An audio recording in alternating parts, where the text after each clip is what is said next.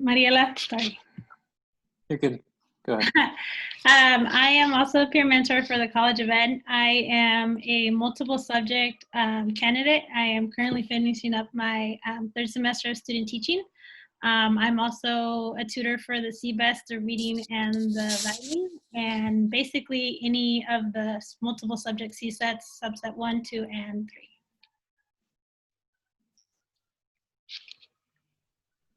All right, I'm Julian Cadenas. Hope everyone's doing okay right now. I am social science, almost forgot. I'm doing social science. I'm extending to a third semester. I'm gonna be looking to helping out with the CSET.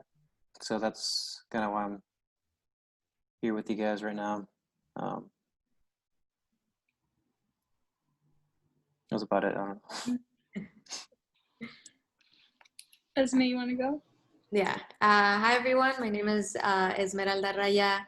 I am a peer mentor. I just finished up the credential program, single subject chemistry.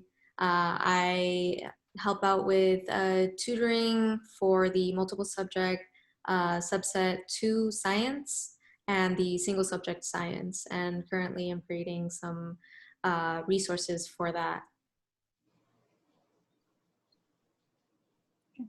Hi, everyone. My name is Natalie. I just graduated from Sac State, and I am currently in the Cal State Teach credential program.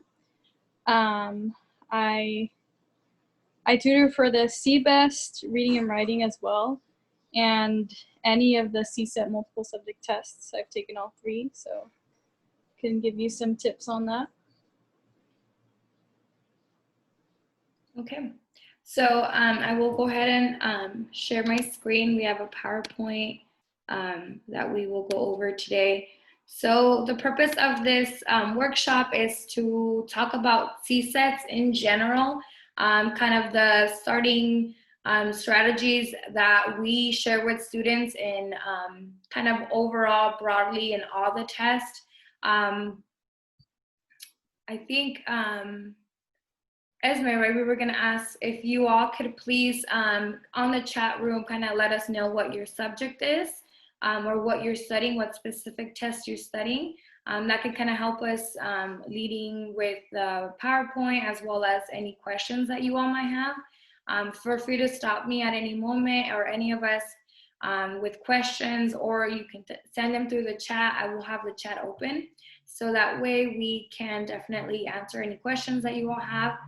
Again, it'll be a little bit,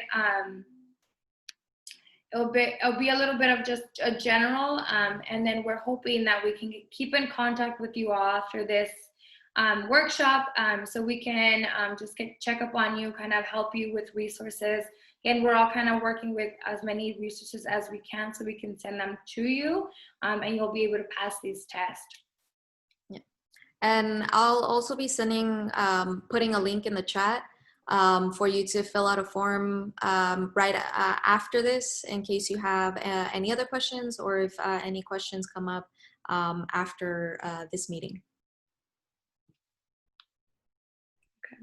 So again, we'll go over some background information, how they score a CSET, and just general suggestions that us as tutors, as well as peer mentors, and as well as students that have taken these tests, what has helped us, and just general suggestions for you all so you can pass this test as well. So again, why do you need to take the CSET?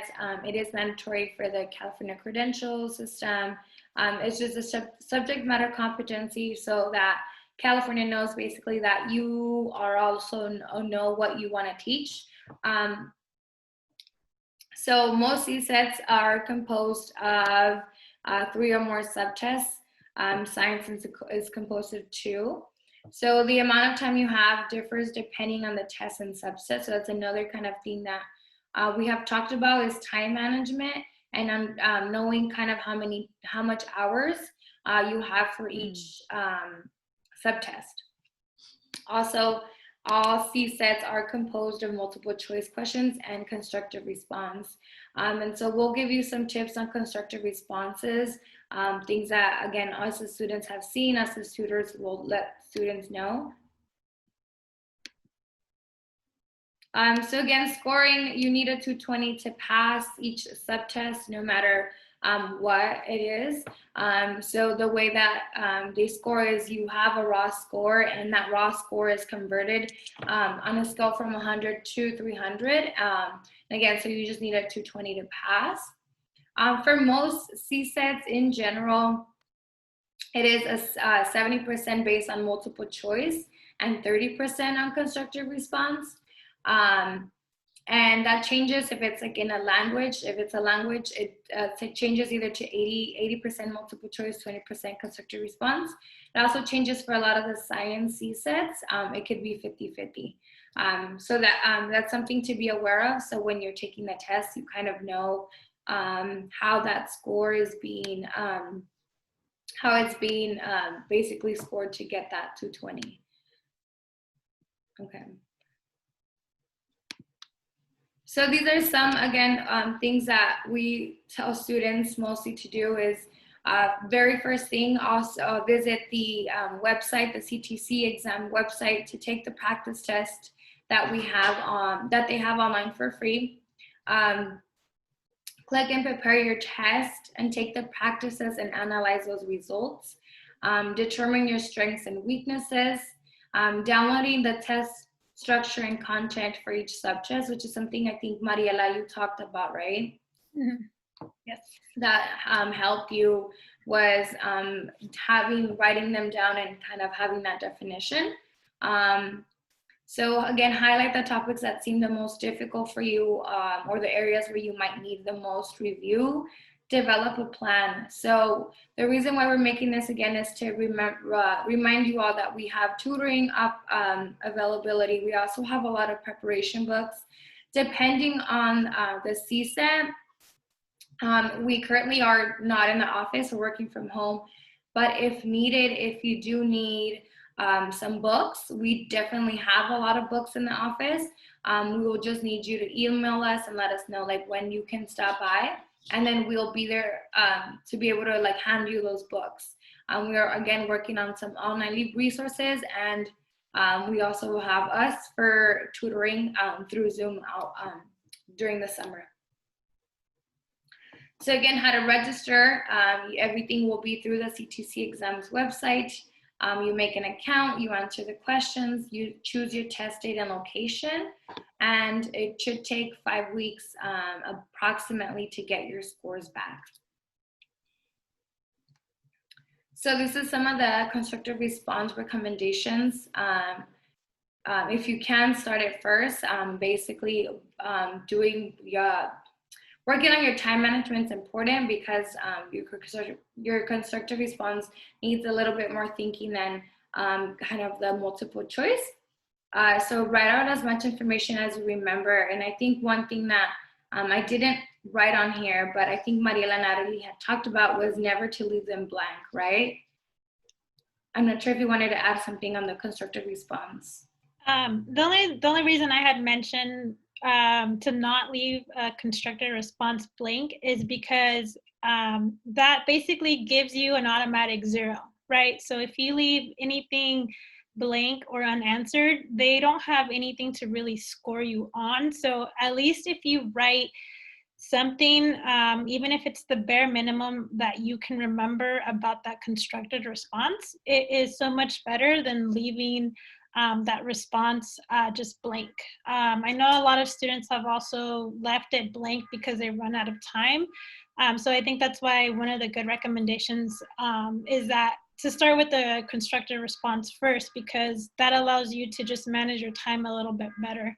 And it gives you also that time to just think about what you can put in your response, and then just, write it out or type it out or whatever it is that you need to do. But definitely don't leave it blank. Just write down whatever you think you know as best of knowledge you have for that question. I would also say, if let's say you're running out of time or you don't know the answer, even if you do like just bullet points, it doesn't have to be a full paragraph, just put bullet points of what you know, and I'm sure they'll give you at least some score based off of that. Yeah, did anyone want to add anything else? Is there any questions as of now? Actually, can I add something? Yeah, go ahead. Just real quick, since I took the social science test, I think I benefited personally from doing the multiple choice first, just to it kind of like made some connections, so that gave me something to kind of start me in my writing, if that makes sense, to kind of see certain questions and answers.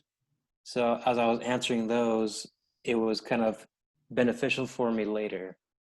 But I mean, if you want to do the written part first, that's, totally fine. Because I was kind of crunched on the time.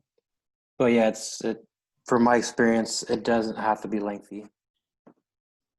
Even then too, like if you just want to look at the constructed response, like just peek at it and see what it's about. And if you feel like you can answer it then and there, go for it. If you feel like you need a little bit more time, or like Julian said, you can go back into the, with your multiple choice, and you might get information by answering those.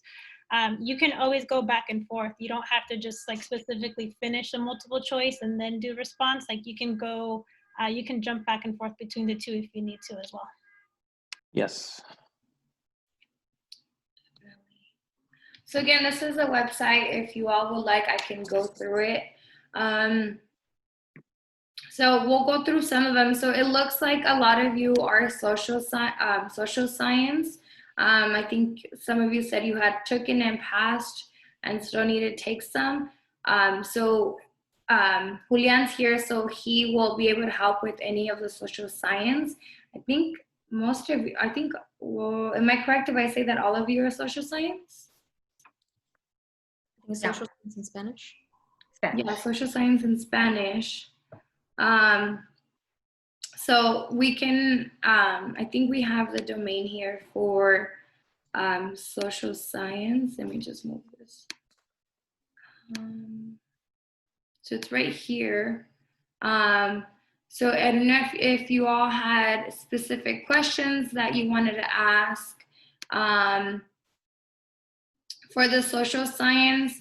In our office, I'm not sure if we have exactly the CSET books, but I do know we have a couple of like history books and world history books that you all can check out and use them as well. So I'm not sure if anyone has questions, or Julian, you want to talk a little bit about the test?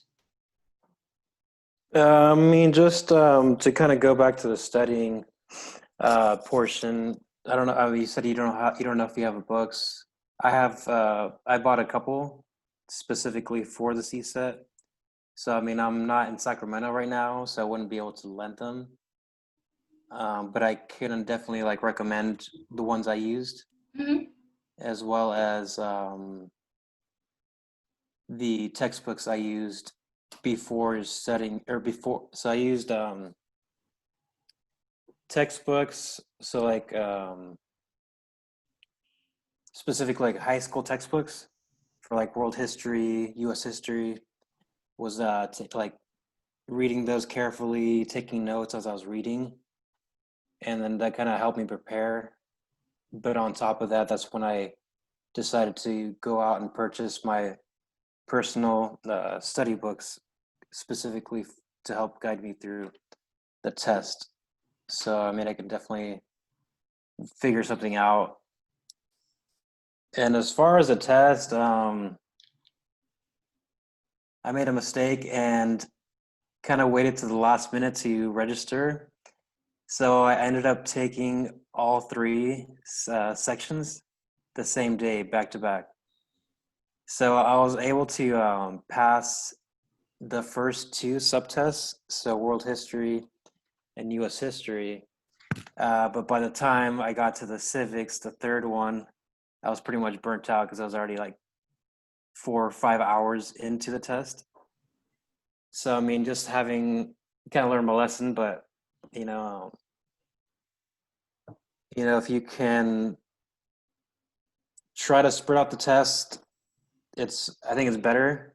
And if you already seen the test, you'll already know what to expect going in. And so that second time I pretty much took the test for the third one. I was just studying for that specific California history, econ, because econ was the harder one for me. And then government wasn't too bad. So that's just my take on it. And while I'm on the topic, I'm still I took the tests, I think last year, but unfortunately I didn't know I was going to be doing this. I would have written down the questions, at least for the constructed written response, to kind of I'm going to try to think back to when I took the test and try to write it out as best I remember, just because it's been so long. So that way you kind of have an opportunity to see a question I might have got, because they change every time, right? So those that have taken the test will probably get a different question from the time you took it and the one I took. So I will definitely get back to your providing the resources, the list of books I used.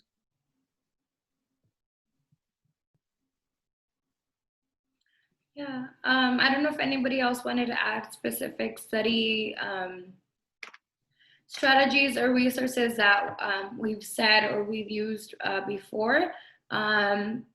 I mean, I think a lot of the strategies can be very general to the tests that we take. So if anyone wants to add anything, feel free.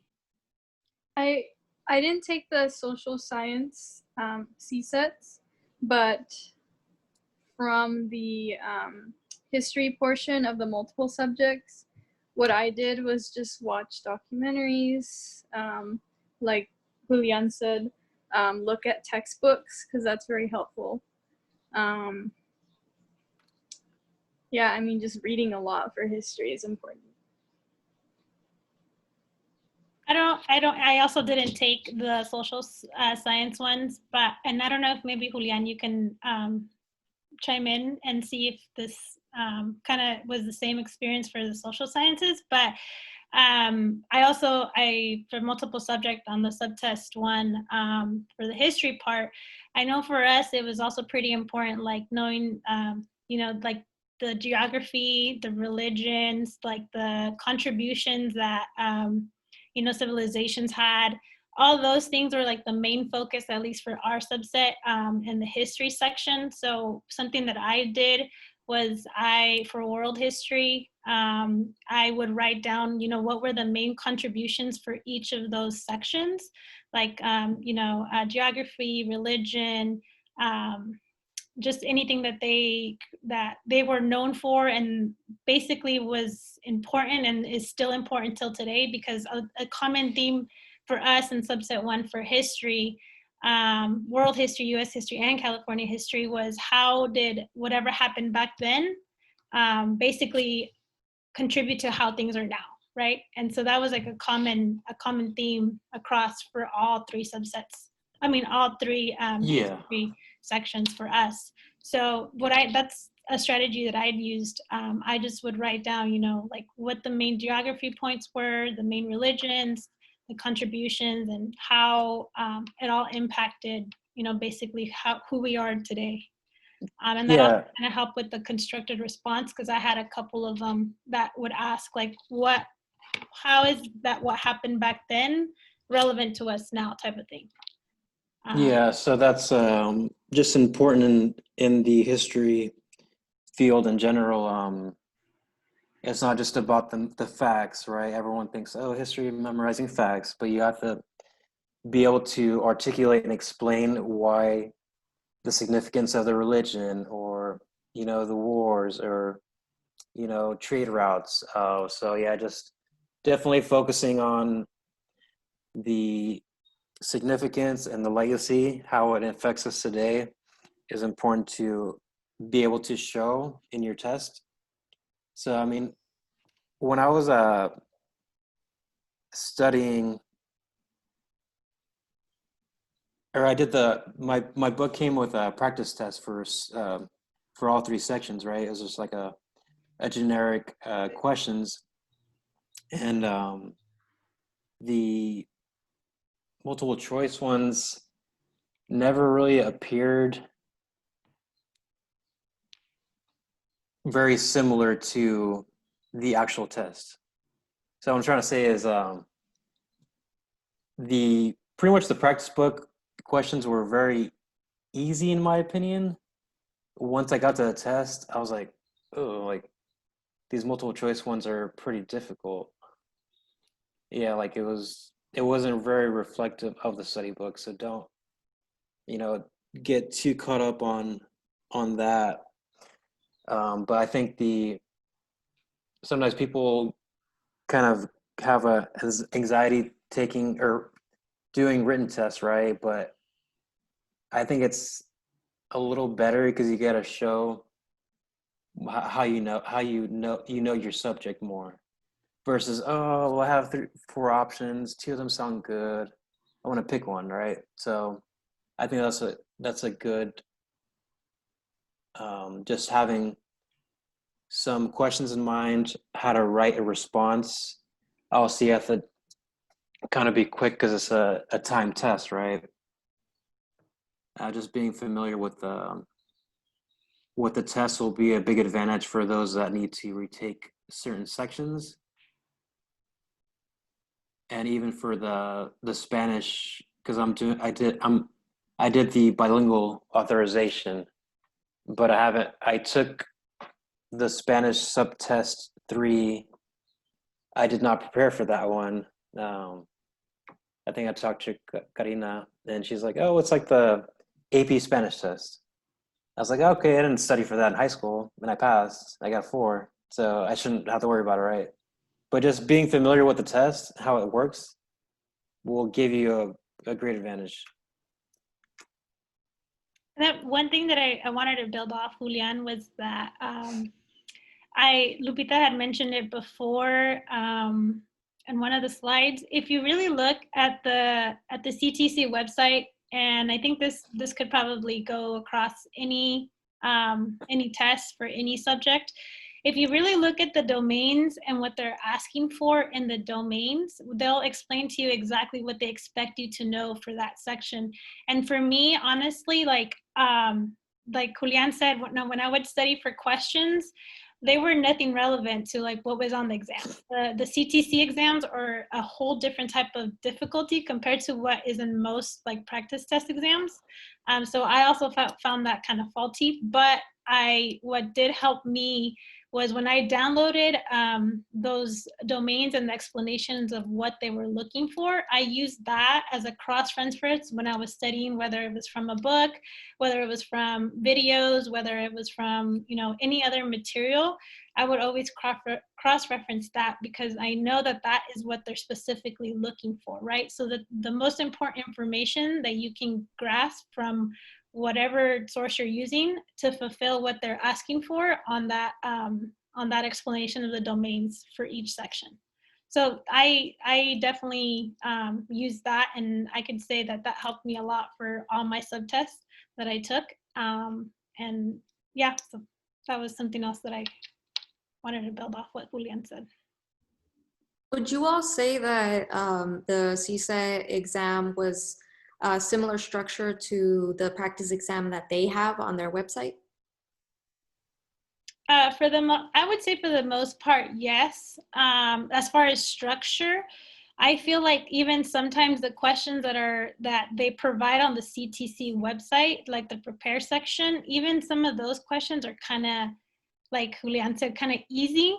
And when I would see them when I would see my actual CTC questions when I was taking the exam, they were just a little bit more difficult. Like it took me a little bit longer to actually try to understand, especially because I don't know about on all the other subsets, but I know for multiple subject, and I think Natalie can agree with this with me, they're kind of tricky. Like they'll give you 2 questions that are really similar to what you think, are the right answer, but one answer is more right than the other. And so that all comes back to how you study and your foundation of what you know about that subject, right? So if you have that good core and that good foundation on that understanding, you're going to be like, okay, I know this answer is correct because of this and this and this, right? And so it just it really is just really getting to the like core of understanding everything that you're studying for. And for, I mean, social science, it has, you know, it has world history, US history, and California civics and economics. And I mean, that's a lot too. It's just similar to multiple subjects, right? We have like all these other subjects that we also have to understand. But I think the most successful thing is you understanding like the main important impacts of what they're asking for on those domains.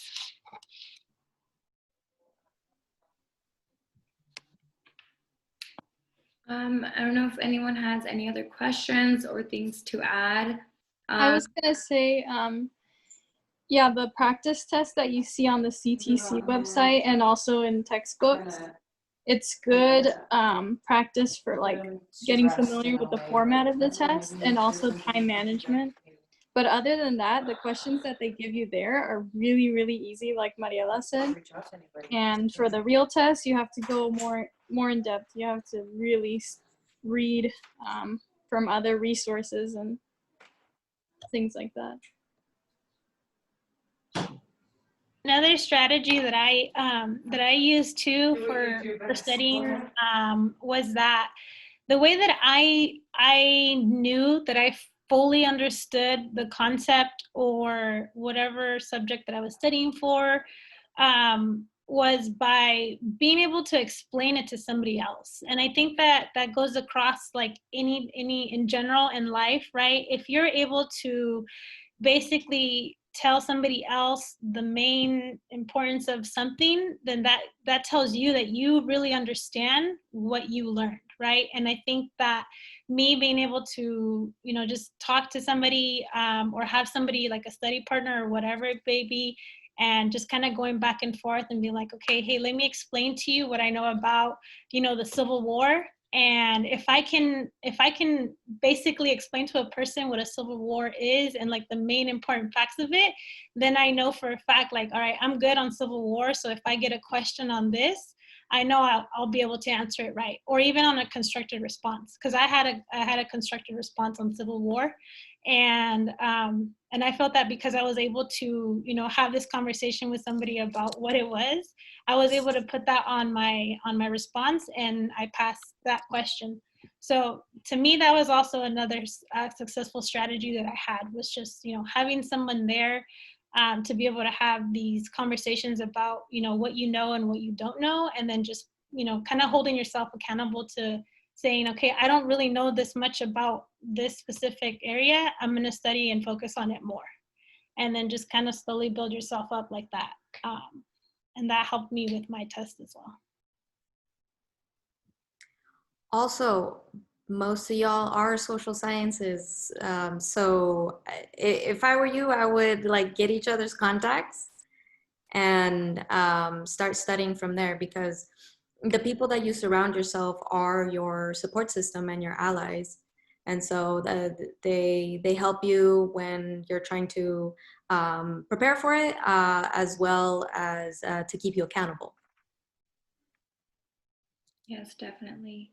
And again, if you could do the Google form that Esme sent out, that way we also have all your contact, and then we can share Julian's contact if you have any questions. So I'll be sending out an email once you fill all that form out with kind of just more information, and so you all can have our email and ask us any questions. If you need books, we have the books. So that way y'all can also study together and kind of use our resources that we have for you all as well. So I'm not sure if anyone wanted to add anything else. Any other last minute study suggestions? I think one last thing that I want to add, as it's not necessarily a strategy or anything like that, but I just want to emphasize the importance of actually, you know, believing in yourself and having the confidence and just really holding yourself accountable to these things, because tests are intimidating. I'm a type of person who gets, you know, test anxiety. I feel like I'm prepared. I show up to the test and it's like my brain is wiped clean and I forget everything, right? But that all stems back from my anxiety. So if you know your triggers, if you know that, you know, sometimes going into tests, you have like this anxiousness or whatever it may be, you just got to give yourself those positive affirmations, because without them, it's going to be so much harder, right? And I think it's really important to have also a support group that, you know, is behind you and is pushing you and encouraging to get this done, because these exams are definitely difficult, but they're not impossible, right? And so even if it takes you, you know, 2, 3, 4 times, it doesn't matter. Like, you're gonna get there, you're gonna pass this exam. But the most important thing is, you know, to remain positive and to believe in yourself, because you're the only one that can really, I guess, basically pass the test, because no one else is gonna do it for us, right? So just remember to believe in yourself. You guys got this.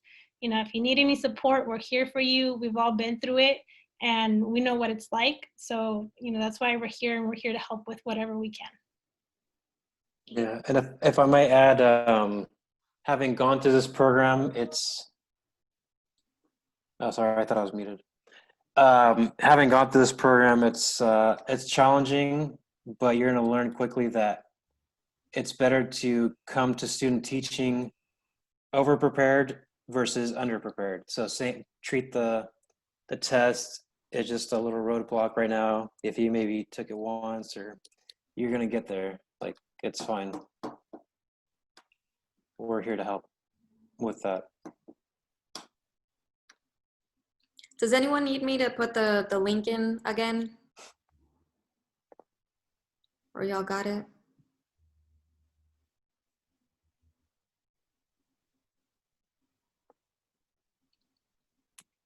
The link to the Google form? Okay. If you can say yes, we got it, little thumbs up, so you can. We got it. Are you still there? We didn't put you to sleep, right? Or scare you off. Yeah. I have a question, Yeah. if I may. Yeah. So we've been encouraged to take and pass the CSETs before the program begins in the fall. Mhm.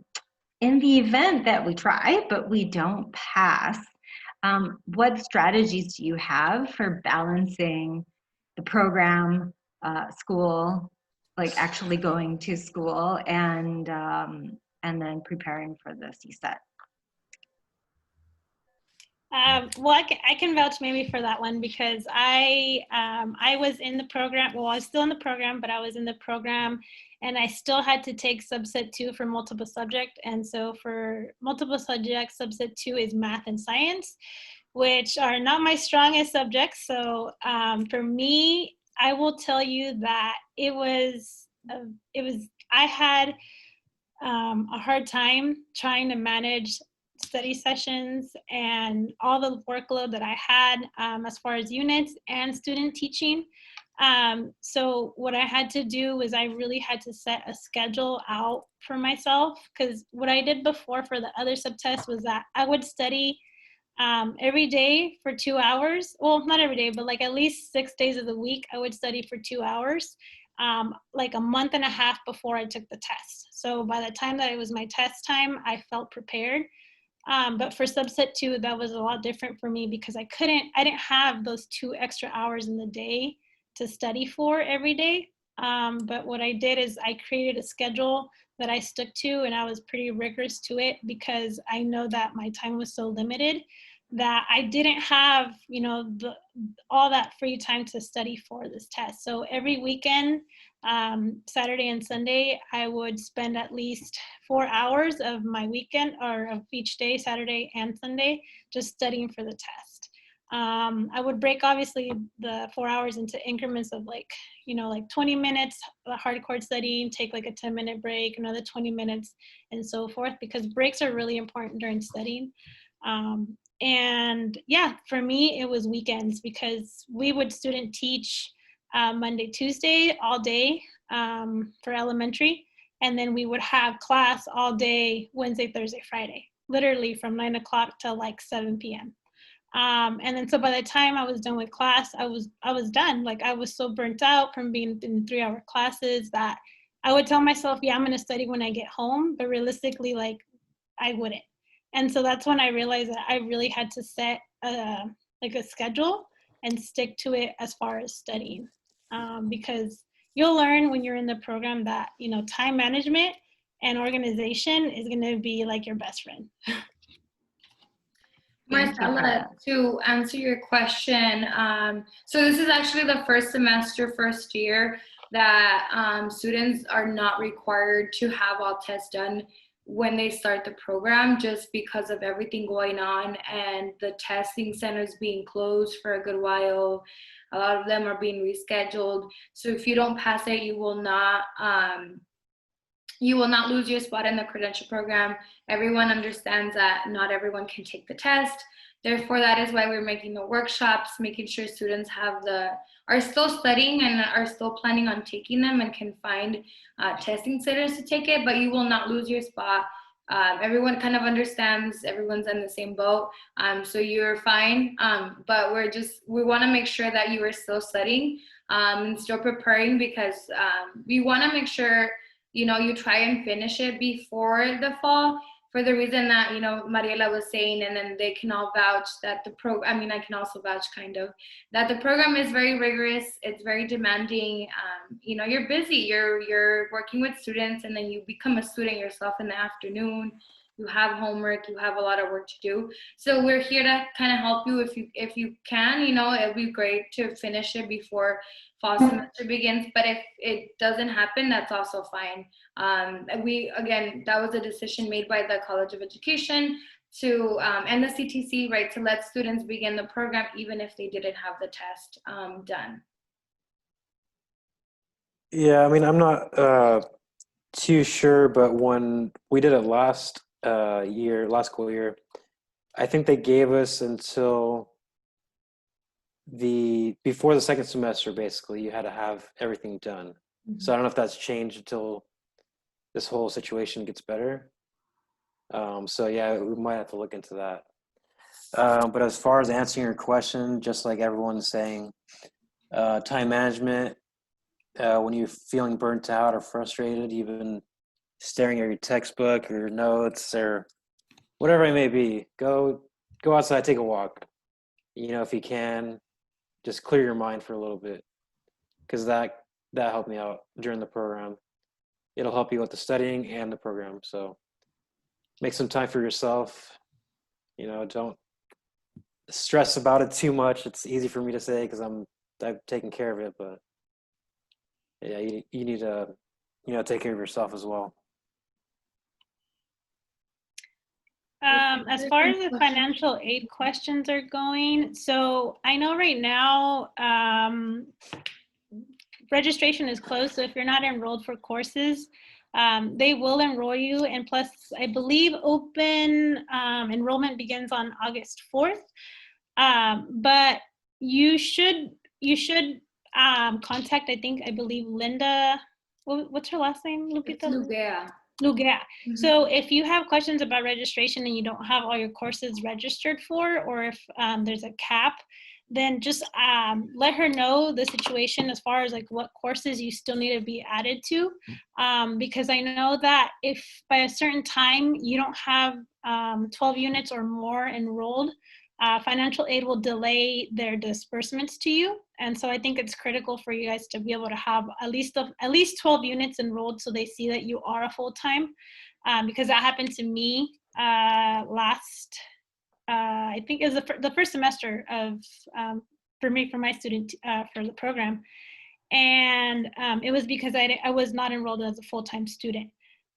So usually you get financial aid for the credential program. If you're eligible for it, it's just like any other year. You get it the week, I think it's like a week before school starts or a week and a half before school starts. Yes. And if you are registered for 12 units or more, you are going to get it at that time. Again, if you're not registered for 12 units or more by a certain time, then they will delay your financial aid, which I think you end up getting it sometime in September. And as far as applying for financial aid, you can still apply for financial aid because technically this is a credential program. It's not a master's program. So it would be considered your 5th year when you're applying for FAFSA. There is a section on financial aid that asks you, I think, I think it asks like what year you are, like if you're a freshman, sophomore, junior, senior, or 5th year. This is considered 5th year, right? Because it's not a master's program. So if you are eligible or you have been eligible for financial aid, you could use that as financial aid support, which also, I don't believe it, yeah, it doesn't include the Cal Grant. But it does include the tuition for the program. And then, is it possible to? So I don't know, I'm assuming it works the same for single subject. You can extend to a 3 semester and the units per semester will drop. So you're not taking like crazy amount of units of like 21, 22, 23 units per semester. I know that a lot of people that were in the multiple subject credential program switched over to a 3 semester too because it was just too much of a workload for them, right? And like I think Marcella said, just family issues too, like scheduling with all that, it was just too much. So from my understanding, you are eligible to go into a 3 semester, and I think maybe Julian, you can speak a little bit more about it since you're single subject and how that works. But for us, as a multiple subject, you could transition to a 3 semester if you feel like a 2 semester is not something that's working for you.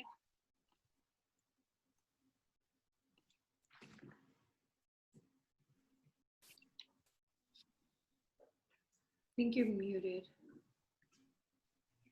Embarrassing. Thank you. It's been a while.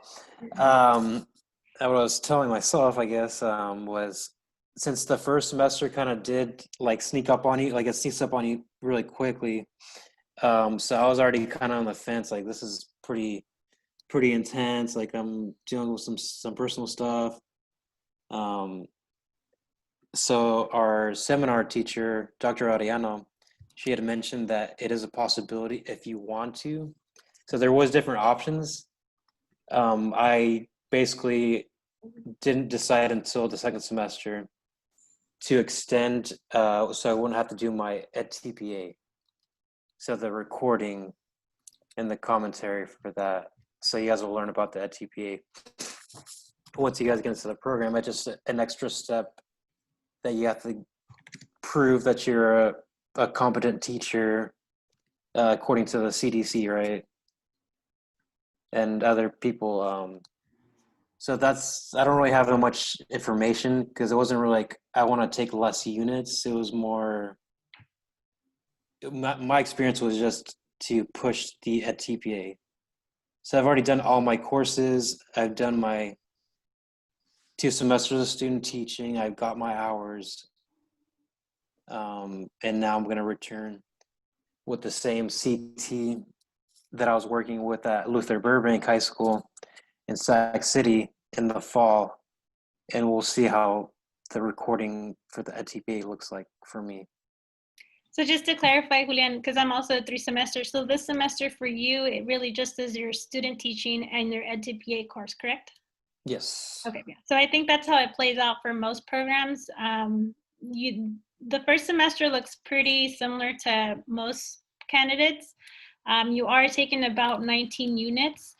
And then the second semester is where the second semester is the load is a little bit lighter because you don't have to take the TPA course.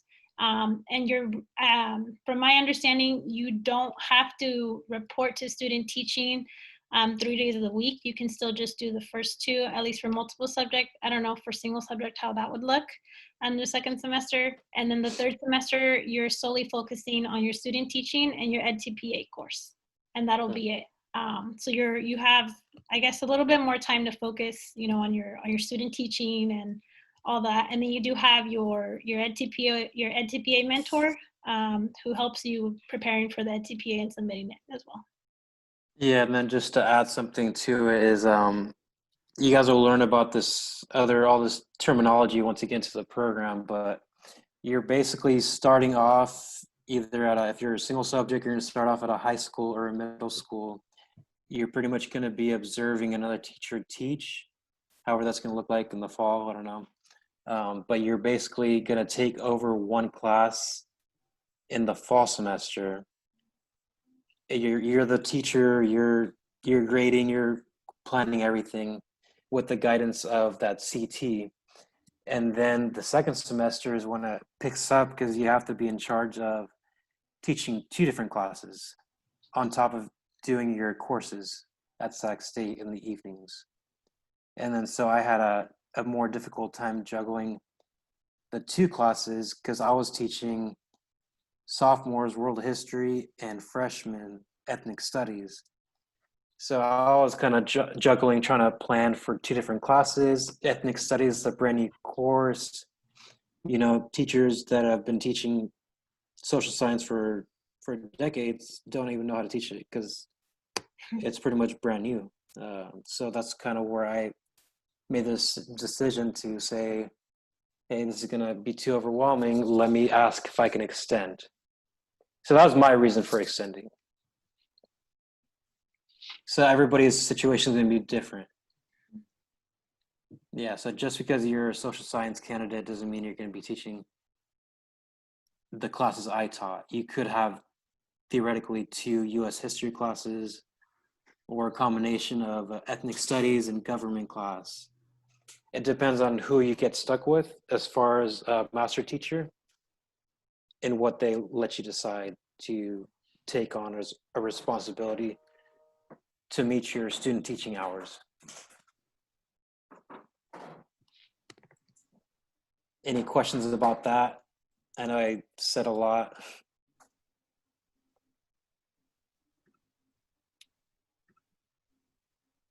And I know we keep talking about like how rigorous and how, I guess, extensive the work is and the workload and all that. And it really isn't to just like scare you guys off or anything. Like this is technically this is a grad program, right? It might not be considered a master's program, but it's definitely a post-grad program. So the work that you're expected to do in a program like this is the work that you're getting basically, right? And so, and at the end of the day, this program is also to test, how well of a teacher you're going to be, because when we get into the workforce, we're not going to have that support that we have now. Like right now, we have all our professors, which I can say building relationships with your professors are going to be like key, because they're the ones that are going to be there to support you, along with your CT, right, and your supervisor. So even though like the workload may sound a lot and it may sound like a lot that's going to happen, it is going to happen, but you're going to have a lot of support. So don't think that you're going into this alone. Plus you have your cohort, which your cohort is also going to be essential. They are the most supportive people that you're going to have as well, because they're going through the same thing that you're going through, right? They're going through the same courses, same student teaching, as far as like, what's expected. Everybody's, situation is different. I agree to that. But having that support system is definitely going to help you get through this program. And I think all of us can vouch for that, going through the program now or have been through it. And we can just say that, at the end of the day, like you're going to get through it and everything is going to work out the way it's supposed to. And also don't forget the reason why you're going through this program in the first place, right?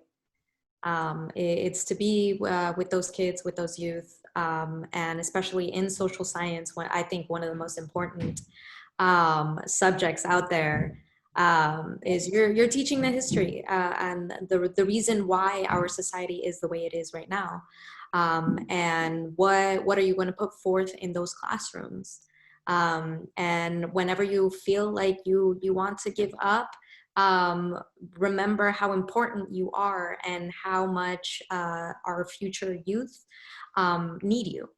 Mhm. So also use that as a motivation. Yep.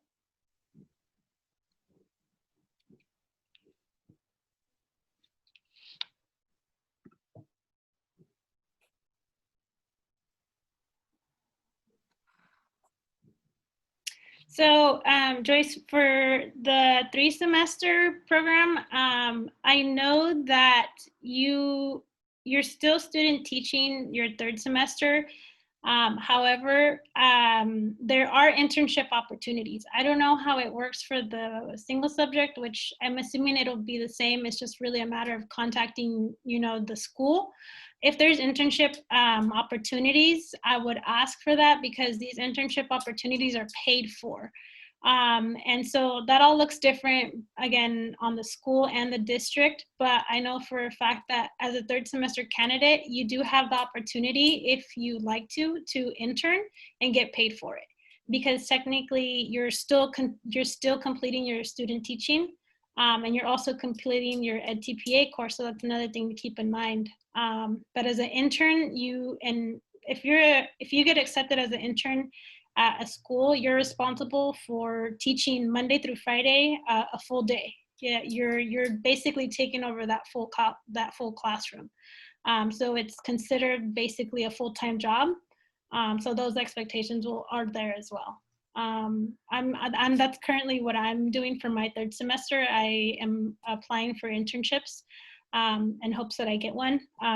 But you do get paid for it as a 3-semester candidate if you are able to get an internship.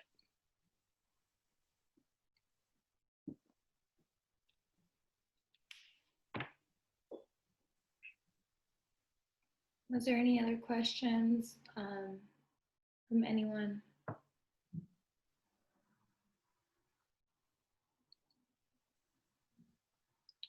Okay, so if you made sure that everyone signed the Google form, it might have been higher up. So was everyone able to get to the form? Yes. Yeah, okay, perfect. So then we'll have your contact information already, and we'll send a follow-up email probably later today after the Zoom meeting. So you all have our contact information if you have any questions, and then you can definitely go ahead and email all of us, and we can get back to you. Yeah. Thank you so much. Thank you. Thank you for coming. Okay, bye everyone. Bye. Bye, thank you. Thank you. All right.